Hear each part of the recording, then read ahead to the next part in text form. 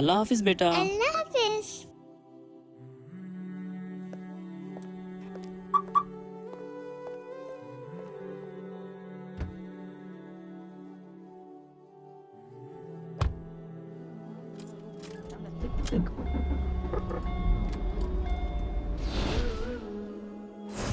मेरी बेटी बड़ी हो रही है,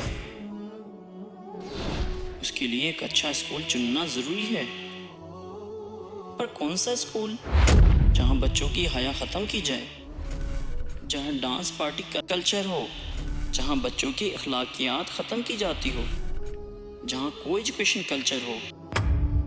नहीं, मैं अपनी बेटी को सही तरबियत देना चाहता हूँ। उसे एक माहौल चाहिए जहां दीन और दुनिया की बेहतरीन तालीम दी जाती हो।